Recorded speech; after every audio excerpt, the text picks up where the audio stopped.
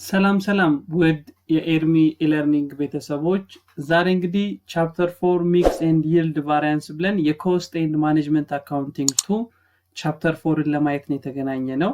ለዚህ ቻናል አዲስ የሆናችሁ ቤተሰቦች ላይክ፣ ሼር፣ ሰብስክራይብ ማድረግ እንዲሁም የደወል ምልክቷን መጫን እንዳትረሱ። ኦኬ እንጀምር። ቻፕተር 4 ሚክስ ኤንድ ይልድ ቫሪያንስ እንደሚታወቀው ማኒፋክቸሪንግ ተቋማት ምርታቸውን ለማምረት ፕሮዳክታቸውን ፊኒሽድ ጉድ ሆኖ እስኪወጣ ድረስ የተለያዩ ማቴሪያሎችን የተለያዩ ግብአቶችን ሊጠቀሙ ይችላሉ። so the combinations of that inputs material we can say that mix እንለዋለን and mix and variance የሚነሳው ከዚህ ነው ማለት so the manufacturing process often require that a numbers of different direct material and different direct labor skill to combine obtaining unit of finished product የሚፈልገውን ያክል ምርት ለማምረት የሚፈልገውን አይነት ፕሮዳክት ለማምረት የተለያዩ አይነት ግብአቶችን የተለያዩ አይነት ሌበሮችን በመጠቀም ልናመርት እንችላለን። again the sales of the manufacturing company it may come from different product mix. for example አንድ ተቋም 4-5 ፕሮዳክት የሚሸጥ ከሆነ total sale of that company it come from a different product ማለት ነው። የድርጅቱ ቶታል ሽያጭ የሚመጣው ከተለያዩ ፕሮዳክቶች ነው። ያንን ደግሞ እናያለን። ስለዚህ በዚህ ቻፕተር የምናያቸው 3 ቶፒኮች አሉ፣ ዋና ቶፒኮች። the first one material mix and material yield variance, the second one the labor mix and the labor yield variance, the last one the sale variance. ስለዚህ material mix and material yield variance ማለት ነው the labor mix and the labor yield variance ማለት ነው then the labor the sale variance ማለት ምን ማለት ነው የሚለውን እናያለን። so በዚህ ፓርት 1 ቪዲዮ የምናየው material mix and yield variance ነው። ሌሎች 2 ፓርት ቪዲዮዎች አሉት labor mix and yield variance ለብቻ sale variance ለብቻ የምናይበት so let's go to start the first one material mix and yield variance. okay so ቅድም እንዳልኩት when the companies which is product use more than one material the main goal is to combining those material in such a way as a produced desired product quality in the most cost efficient manner or cost beneficiary manners. ስለዚህ አንድ ፕሮዳክት እናመርታለን። ለዛ ፕሮዳክት የተለያዩ አይነት ግብአት ኢንፑት ማቴሪያሎችን እንጠቀማለን። ስለዚህ ፕሮፖርሽኑን ልንቀያይረው እንችላለን። ለምሳሌ አንድ ፕሮዳክት ለማምረት 3 የተለያዩ አይነት ኢንፑቶችን የምንጠቀም ከሆነ proportions of inputting material it can be differing without affecting the quality ማለት የፕሮዳክቱን ኳሊቲ አፌክት ሳናረገው የኢንፑት ማቴሪያሎችን ፕሮፖርሽን ግን ከፍ ዝቅ ልናረገው እንችላለን። and this material it must be substituted without affecting the qualities. እነዚህ ፕሮፖርሽናቸውን የምንቀይራቸው ሮ ማቴሪያሎች ግን substitutable ሊሆኑ ይገባል፣ እርስ በርሳቸው የሚተካኩ ሊሆኑ ይገባል። again ደግሞ የፕሮዳክት ኳሊቲውንም አፌክት ሊያደርጉ የሚችሉ መሆን የለባቸው። ነገር ግን if the companies use only single material we are not talking about the material mix and yield variance. አንድ ማቴሪያልን ብቻ እየተጠቀመ ምርቱን የሚያመርት ተቋም ከሆነ ስለ mix and yield variance ማውራት አንችልም። again such a business may not be which is changing the proportions of input material in order to produce their products. አንዳንድ ተቋማት ደግሞ ፕሮፖርሽናቸውን ጭራሽ መነካካት የሌለባቸው ተቋማት አሉ። ለምሳሌ የመድኃኒት ኢንዱስትሪ መድኃኒት የሚያመርት ካምፓኒ የሚጠቀመውን ማቴሪያል የሚጠቀመውን ኢንግሪዲየንት መቀያየር አይችልም። ምክንያቱም ያ ከተቀየረ ማለት የመድኃኒቱ ባህሪና ጸባይ በሙሉ ለሙሉ ስለሚቀየር ማለት ነው። ስለዚህ እኛ የምናወራው አሁን ኢንፑት ማቴሪያል የተለያየ የሚጠቀሙ ድርጅቶች ነገር ግን ያ የሚጠቀሙት ማቴሪያልን ሰብስቲቲዩት ማድረግ የሚችሉ without affecting the quality ማለት ነው። ለምሳሌ ፈርኒቸር ካምፓኒዎች ወንበርን በተለያየ ማቴሪያል ማምረት ሊችሉ ይችላሉ። የተለያየ አይነት እንጨት በመጠቀም ዋንዛ እንጨት ይጠቀማሉ or ጣውላ ዝም ብሎ or ቺፕውድ በመጠቀም or something የተለያየ አይነት እንጨት በመጠቀም that much ኳሊቲውን ፕሮዳክቱን አፌክት ሳያደርግ የሚፈልጉትን አይነት ወንበር ሊያመርቱ ይችላል። ወይም ደግሞ የፐርፊውም ማኒፋክቸር ሽቶ የሚያመርት ተቋም ከሆነ የሚጠቀማቸውን እነዚህ ጥሩ ጠረን ያላቸውን ግብአቶች በመቀያየር እና በመቀነስ ከፍ ዝቅ በማድረግ የምንፈልገውን ጥሩ ዲዛይር ጥሩ መዓዛ ያለውን ሽቶ ለማምረት የምንጠቀምባቸውን ግብአቶች ከፍ ዝቅ ያደረግን የተለያየ ሚክስቸር ልንፈጠር እንችላለን። so the combinations of different material which is known as material mix እንለዋል። ቀደም እንዳልኩት ግን the underlying assumption in the material mix situation is that there must be a potential substitution is among the materials በማቴሪያሎቹ መካከል ሊተካኩ የሚችሉ there must be substitution መኖር መቻል አለበት። የማይተካኩ ከሆነ ጭራሽ የማይነካ ፕሮዳክት ከሆነ ስለ ማቴሪያል ሚክስ ማውራት አንችልም ማለት ነው። ቀደም እንዳለው አንድ የሽቶ ፋብሪካ የሚፈልገውን አይነት መዓዛ ያለው ሽቶ ለማምረት የሚጠቀማቸውን ግብአቶች ከፍ ዝቅ ያደረገ ሊነካካ ይችላል።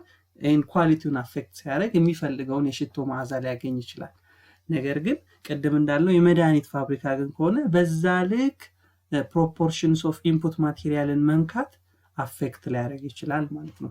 so some material might not be substituted but if it is substituted it can be substituted በቀላሉ ማቴሪያል ሚክስን ማውራት እንችላለን ማለት። so material mix variance literally it is the difference between the revised standard quantity or the standard quantity and the actual quantity or the actual mix, the difference between the actual mix ratio and the standard mix ratio.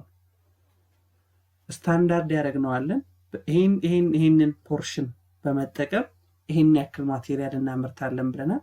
አክቹአሊ ደግሞ የተጠቀምናቸው ፖርሽንስ ኦፍ ማቴሪያሎች አሉ። then የሁለቱን ዲፈረንስ ነው ማቴሪያል ሚክስ ቫሪያንስ የምንለው። ለምሳሌ አንድ ሽቶ ለማምረት 3 የተለያዩ ንጥረ ነገሮችን በተለያየ ፕሮፖርሽን እንጠቀማለን ብለን ስታንዳርድ አውጥተን ነበር። አክቹአሊ ደግሞ እነዛን 3 ንጥረ ነገሮች ወይም 4 ንጥረ ነገሮች የተጠቀምንበት ፕሮፖርሽን ከስታንዳርዱ አንፃር ከፍ ዝቅ ሊል ይችላል። ስለዚህ the difference between that standard value and the actual value it gives us the material mix variance. so revised standard quantity የምንለው if there is the difference between total the standard quantity እና በአክቹዋል ኳንቲቲ መካከል ልዩነት ካለ revised ስታንዳርድ ኳንቲቲ ምን መሆን አለበት? ሪቫይዝድ መሆን አለበት። እንደገና አጀስትመንት መሰራት አለበት in order to making which is equal ለማድረግ ማለት ነው። ከአክቹዋል ኳንቲቲው ጋር እንዴት እንሰራለን? ሪቫይዝድ ስታንዳርድ ኳንቲቲ ይሄ እዚህ ጋር ተጽፎላችኋል። SQ ማለት ስታንዳርድ ኳንቲቲ ነው። RSQ ነው ሪቫይዝድ ስታንዳርድ ኳንቲቲ ነው። and SP የምንለው ስታንዳርድ ፕራይስ ነው። ስለዚህ the material mix variance ለማግኘት revised standard quantity minus actual quantity multiplied by standard price እናደርጋለን። in order to determine the revised standard quantity በአክቹዋሉና በስታንዳርዱ መካከል ልዩነት ካለ ያንን ልዩነት revised ለማድረግ standard quantity for each material divided by total standard quantity multiplied by total actual quantity በማድረግ የእያንዳንዱን ፕሮዳክት ሪቫይዝድ ኳንቲቲው ማግኘት እንችላለን ማለት ነው። okay this one is the material mix variance.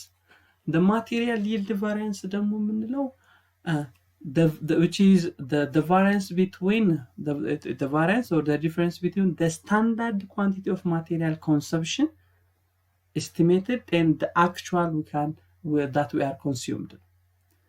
ምን ያክል amount of ግሬዲየንት መጠቀም ፈልገን ነበር። አሁን ስለ ፕሮፖርሽን ሳይሆን የምናወራው አማውንት ነው። ይሄን ያክል ኳንቲቲ እንጠቀማለን፣ ይሄን ያክል አክቹአሊ ተጠቅመናል። ስለዚህ በሁለቱ መካከል ያለውን ልዩነት ነው የምንሰራው። እዚህ ጋር ቅድም እንዳልኳችሁ ሪቫይዝድ ወሰድኩበትን ነገር ተነጋግረናል። ስለዚህ the material yield variance ለማግኘት standard quantity minus revised standard quantity multiplied by standard price እናደርጋለን። then እዚህ ጋር ያዙ። ይሄን ፍሌክሲብል በጀት ላይ አይተነዋል። ያላያችሁ ልጆች ዲስክሪፕሽን ላይ አስቀምጥላችኋለሁ። then material cost variance በሁለት ይከፈላል። material price variance and material usage variance or material quantity variance። then material quantity variance ነው አሁን እንግዲህ ለሁለት ከፍለን ለማየት እየሞከርን ያለ ነው። ምንና material mix variance and the material yield variance ብለን ማለት ነው። ስለዚህ note which is the total material variance is the sum of material price and material quantity variance። ይሄው material cost variance ለማግኘት material price እና material usage or material quantity ስንደምር material variance ይሰጠናል። then material quantity and material usage variance ለማግኘት ደግሞ ሁለት ነገሮች መደመር አለብን። the sum of the material mix and the material yield variance which is equal to the material quantity variance። ስለዚህ የሁለቱ ድምር ደግሞ ይሄን ይሰጠናል ማለት ነው። ስለዚህ let we see this material mix and the material yield variance በኤግዛምፕል እንየው። assume that we have an example, the Mazda company which is producing a perfume። ማዛ ሽቶ የማምረት ስራ ነው የምትሰራው። so in order to make this perfume ይሄንን ሽቶ ለማምረት ማዛ she used which is 3 different materials። ሶስት አይነት ኢንግሪዲየንት ሶስት አይነት ንጥረ ነገሮችን or ሶስት አይነት ማቴሪያሎችን ትጠቀማለች። ምን የሚባል ማቴሪያል? A የሚባል ማቴሪያል፣ B የሚባል ማቴሪያል and C የሚባል ኢንግሪዲየንቶችን or ማቴሪያሎችን ትጠቀማለች። then the standard proportion በአንዱ ምርት ውስጥ የሚገባው A 4/10ኛ ፕሮፖርሽኑን ይዛል፣ C which is B 3/10ኛውን ይዛል and C ደግሞ 3/10ኛውን ይዛል ተብሎ ነው የተሰጠን። በአንዱ ፐርፊውም ውስጥ A የሚባለው ማቴሪያል 40%ን ሲይዝ በአንዱ ፕሮዳክት ውስጥ በአንዱ ሽቶ ውስጥ B የሚባለው ማቴሪያል 30% ይዛል።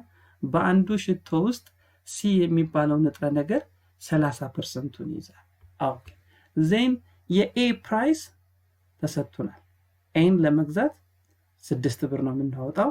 B የሚባለውን ንጥረ ነገር ለመግዛት 3.5 ነው and C የሚባለውን ለመግዛት 2.5 ነው የምናወጣው። ይሄ ስታንዳርድ ነው።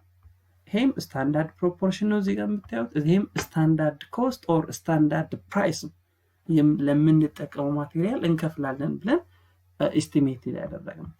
then the chief engineers which is reported that the standard yield ስንት ነው አለ? ስታንዳርድ yield 93750 ዩኒትስ ነው አለ።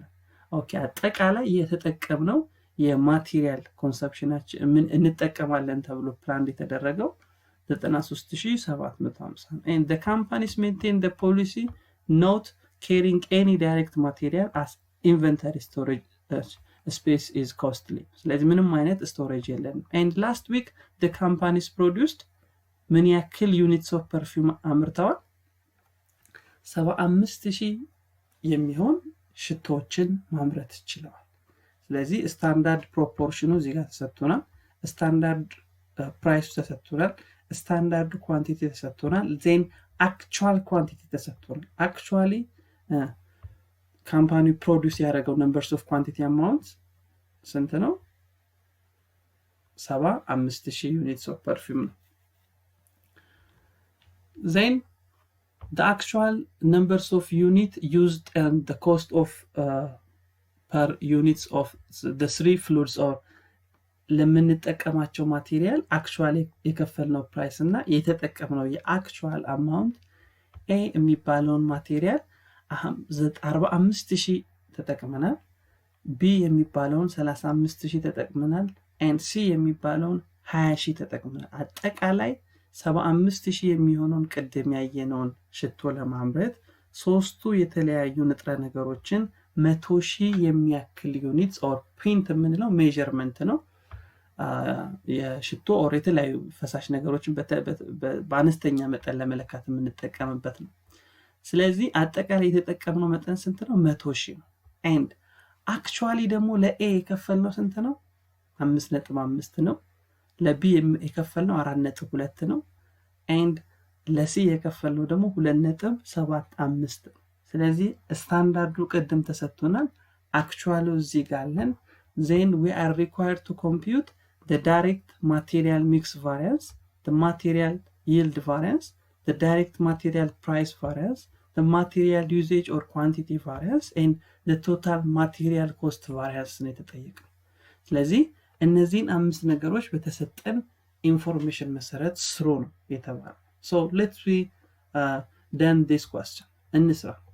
so first we should be determine our standard quantity for each individual input material አጠቃላይ የተጠቀምነው ስታንዳርድ ኳንቲቲ የተሰጠን ጊቭን ላይ 93700 ነው። ነገር ግን ከ93700 ውስጥ ኤ የሚባለው ማቴሪያል ስንት ፖርሽን ይወስዳል፣ ቢ የሚባለው ማቴሪያል ስንት ፖርሽን ይወስዳል፣ ሲ የሚባለው ማቴሪያል ስንት ፖርሽን ይወስዳል። ስለዚህ ጊቭኑ ላይ ይሄ ተሰጥቶናል። ለኤ 40% ፕሮፖርሽን ይወስዳል፣ ቢ 30% ይወስዳል፣ አጌን ሲም 30% ይወስዳል። ስለዚህ ስታንዳርድ ኳንቲቲ ፎር ኢች ማቴሪያል ለማግኘት ቶታል ስታንዳርድ ኳንቲቲን ለሴል which is ለስታንዳርድ ሚክስ ሬሽዮ እናባዛዋለን ማለት። ስለዚህ 40% ሲባዛ በ93750 ኤ የሚባለውን ማቴሪያል እንጠቀማለን ብለን ያሰብነው 37500 ነው። ቢን 28125 ነው። አጌን ሲንም 28125 ነው። ስለዚህ ሶስቱን ስንደምረው አጠቃላይ 93750 ይሰጠናል ማለት ነው። ስለዚህ ቶታል ስታንዳርድ ኳንቲቲያችንን በሴል ሚክስ ፕሮፖርሽን መሰረት ለእያንዳንዱ ማቴሪያል ክላሲፋይድ አድርገነዋል ማለት ነው። ይሄ የተጠየቅነው ከመስራታችን በፊት ዜን አሁንም ሪቫይዝድ ስታንዳርድ ኳንቲቲ መስራት አለብን before we are going to compute the actual question ማለት actually የተጠየቅነው ከመስራታችን በፊት standard quantity for each material ሰርተናል። then revised standard quantity እንሰራለን። so revised standard quantity ለምንድን ነው የምንሰራው? because of there is a difference between the actual quantity and the standard quantity actual quantity እና በስታንዳርድ ኳንቲቲ መካከል ልዩነት ስላለ there must be revised መደረግ አለበት in order to making equal the actual and the standard quantity በአክቹዋል እና በስታንዳርድ ኳንቲቲ መካከል ያለውን ልዩነት እኩል ለማድረግ revised standard quantity እንሰራለን። so እንዴት እንሰራለን? standard quantity for each material divided by total standard quantity multiplied by total actual quantity። ስለዚህ የኤ ስንት ነበር? each material የኤ ስታንዳርድ ኳንቲቲ 37500 ነው። yes 37500 ሲካፈል ቶታል ስታንዳርድ ኳንቲቲው የዚህ የሶስቱ ድምር ማለት ነው፣ ወይም እዚህ ጋር ያለው ያባዛንበት 37500 ሲካፈል ለ93750 then ሲባዛ በ100,000 ስንት ይሆናል? the revised standard quantity of A is 40,000 and the revised standard quantity of B 30,000. again the revised standard quantity of C is 30,000. when we sum up these three revised quantity we can get 100,000 the revised quantity. it become equal with the actual quantity ማለት ነው። but if the actual quantity is equal to standard quantity no need to calculate the revised standard quantity.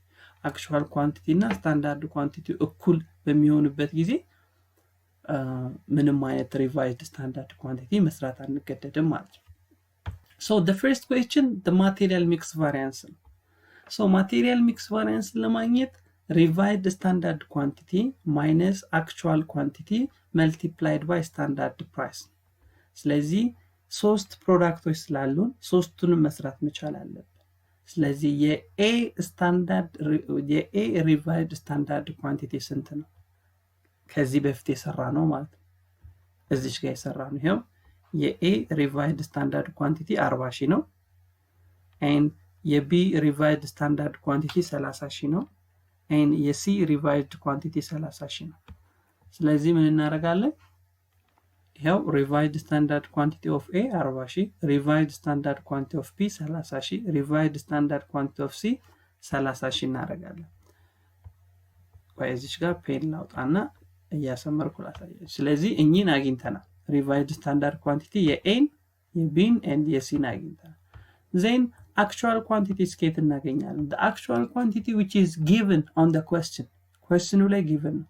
actual quantity of A የተጠቀመው 45,000 ነው ተብለናል and actual quantity of B 45000 ተጠቅመናል actual quantity of C 20 ተጠቅመናል ተብሎ then standard price ይሄም given ነው question ሄደን ብናየው question ላይ ሄዳችሁ ብታዩት standard price given ነው ስለዚህ 40000 ሲቀነስ 45000 ሲባዛ በ6000 ስንት ይሆናል 30000 ይሆናል but in order to say favorable and unfavorable እዚህ ጋር አስቀምጬላችኋለሁ if the actual quantity is less than the revised standard quantity it is favorable if the actual quantity is greater than the revised standard quantity it is unfavorable ምን ማለት ነው ለምሳሌ a ላይ ብናየው revised standard quantityያችን ስንት ነው 40000 ነው ምን ማለት ነው a የሚባለውን ማቴሪያል ለመጠቀም ያሰብነው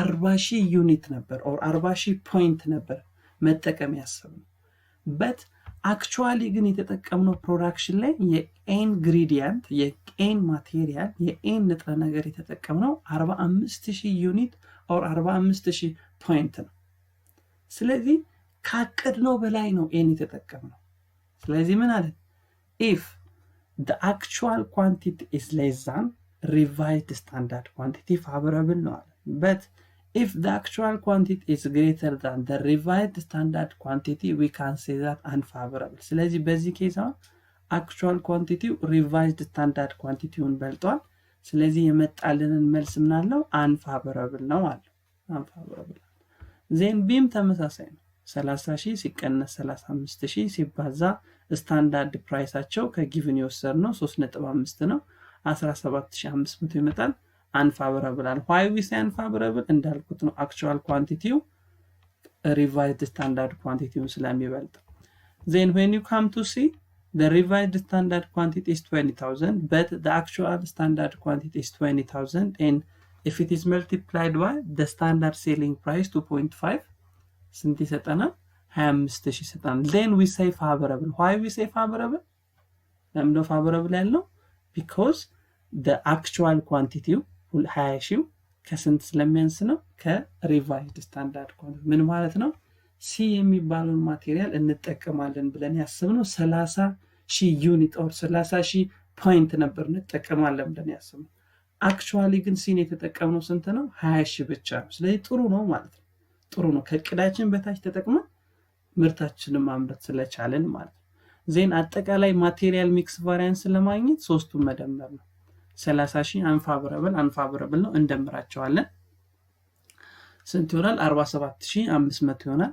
ከ47500 ላይ 25000 ስንቀንስ ለምንድን ነው የምንቀንሰው የተለያየ ምን ስላላቸው ነው ይሄኛው ሁለቱ unfavorable ነው ደመረን ይሄኛው favorable ነው ስለዚህ ቀነስ ነው ምን እናገኛለን 22500 unfavorable ማቴሪያል ሚክስ ቫሪያንስ ማለት በማቴሪያል ሚክስ ቫሪያንስ መካከል በተፈጠረው ልዩነት የመጣው ቫሪያንስ 22500 ነው ይህም ቫሪያንስ unfavorable ነው ለኛ ጥሩ ያልሆነ ቫሪያንስ ነው ማለት ነው the next የተጠየቅነው ምንድነው ማቴሪያል yield variance ነው the material yield variance ደግሞ ለማግኘት ምን አድርጉ ተብለናል standard quantity minus revised standard quantity multiplied by standard price ስለዚህ standard quantity each quantity ብለን መጀመሪያ ላይ ጥያቄ ከመስራታችን በፊት standard quantity for each material ብለን የሰራነው ላይ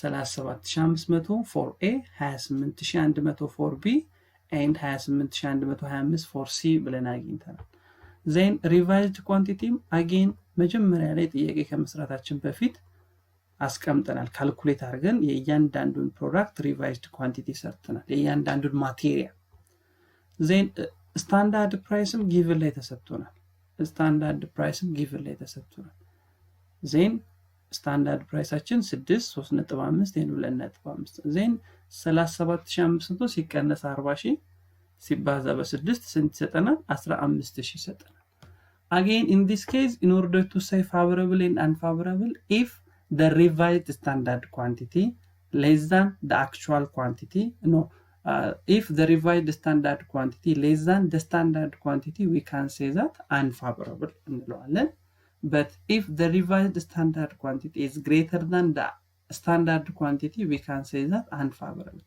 በቀላሉ ምን ማለት ነው ስታንዳርድ ኳንቲቲ እና ሪቫይዝድ ስታንዳርድ ኳንቲቲን በመናነጻጽርበት ጊዜ ሪቫይዝዱን እንደ አክቹዋል መውሰድ ለምንድን ነው እንደ አክቹዋል የምንወስደው ምክንያቱም ሪቫይዝድ ስታንዳርድ ኳንቲቲን ስንሰራ which is ስታንዳርድ ሚክሱን በአክቹዋል ኳንቲቲ በማባዛት ይሄን እኮ ቁጥር ያገኘነው እንዴ ነው ይሄ ለምሳሌ 40 ሺህ እንዴ ነበር ያገኘነው 37500 ሄዳችሁ ብታዩ 37500 ሲካፈል ለ93750 ሲባዛ በ100 ሺህ ነው 100 ሺህ ምንድነው አክቹዋል ኳንቲቲ ነው ስለዚህ በዛ መሰረት ስለሰራን ሪቫይዝድ ስታንዳርድ ኳንቲቲን እንደ አክቹዋል እንቆጥረዋለን ሶ ኢንተርፕሪቴሽናችን ምን ይሆናል እንጠቀማለን ብለን ፕላን ያደረግነው ስታንዳርድ ኳንቲቲያችን A የሚባለው ግሬዲየንትን 37500 ዩኒት ነበር but revised quantity ወይም እንደ አክቹዋል ወሰዱት ብያችኋለሁ አክቹዋሊ ተጠቀምነው ግን 40000 ስለዚህ ጥሩ ነው መጥፎ ነው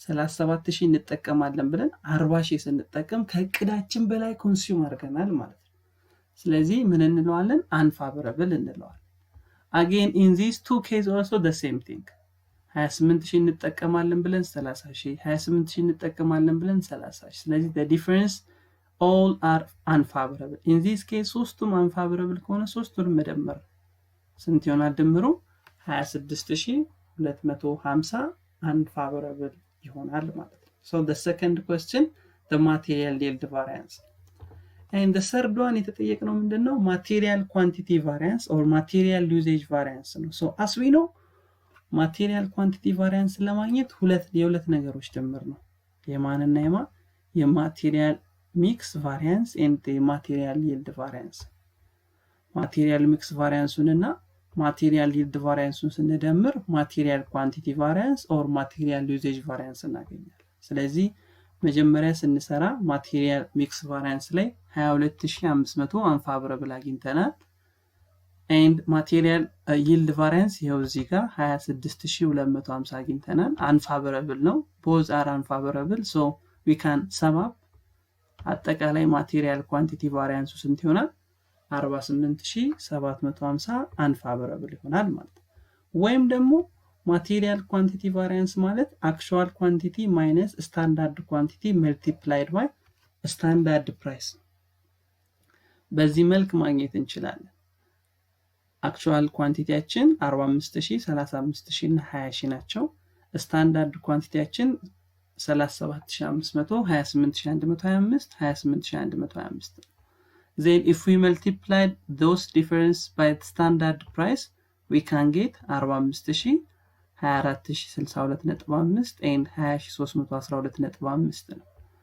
then ቅድም እንዳልኳችሁ ለምንድነው favorable unfavorable የምንለው ያቀርነው ዩኒት ወይም ስታንዳርዳችን ሁሉ ጊዜም ስታነጻጽሩ ስታንዳርድ እና አክቹዋል ነው የምታነጻጽሩት or በመታነጻጽሩበት ጊዜ ስታንዳርድ ኳንቲቲያችን ያቀድነው ስታንዳርድ ማለት እቅድ or estimation or budget ያደረግነው ስለዚህ 37500 እንጠቀማለን ብለን A ማቴሪያልን አክቹዋሊ ግን የተጠቀምነው ስንት ነው 45000 ስለዚህ ምን ይሆናል ማለት ነው ዲፈረንሱ ምን ይሆናል unfavorable ይሆናል again እዚህ ጋር ደግሞ 28000 እንጠቀማለን ብለን አክቹዋሊ ተጠቀምነው 35000 again unfavorable ሆነ but on case 3 case which is material or ingredients C ላይ 28125 units of points of or material C እንጠቀማለን ብለን አክቹዋሊ ተጠቀምነው ግን 20000 ነው ስለዚህ ጥሩ ነው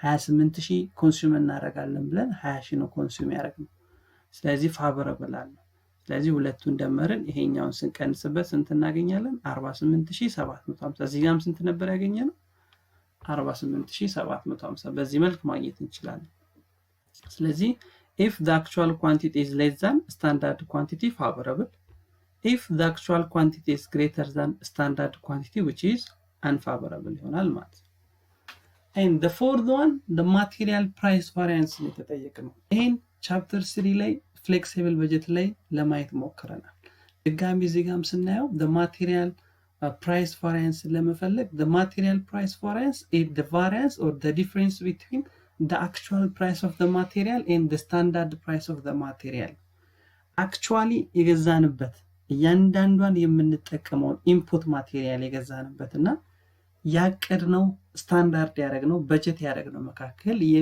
በሱ ምክንያት የሚፈጠረውን ማቴሪያል ፕራይስ ቫሪያንስ ነው። So the material price variance ለማግኘት actual price minus standard price multiplied by actual quantity ነው። actual እዚች ጋር 45000 ነች እቺኛው 45000 yes። ስለዚህ actual price ስንት ነው ተሰጥቷል ጊቭኑ ላይ ማግኘት ትችላላችሁ። ኤን በስንት ገዛ ነው፣ ቢን በስንት ገዛ ነው፣ ሲን በስንት ገዛ ነው የሚል ይሄን 2.7 ነው 2.7 ነው። እዚች ጋር እንደዚህ ላድርግላችሁ ይቅርታ። ዜን ስታንዳርድ ፕራይስም ተሰጥቷል። ኤን በስንት ልንገዛ ነው ያቀድነው፣ ቢ በስንት ልንገዛ ነው ያሰብነው፣ ሲን በስንት ልንገዛ ነው። እንዳትረሱ እኚህ ሶስት ግሬዲየንት ናቸው ወይም ደግሞ የተለያዩ ማቴሪያሎች ናቸው። ምን ለማድረግ የምንጠቀም አንድ ሽቶ ለማምረት እኚህን ሶስት ንጥረ ነገሮች መጠቀም አለብን።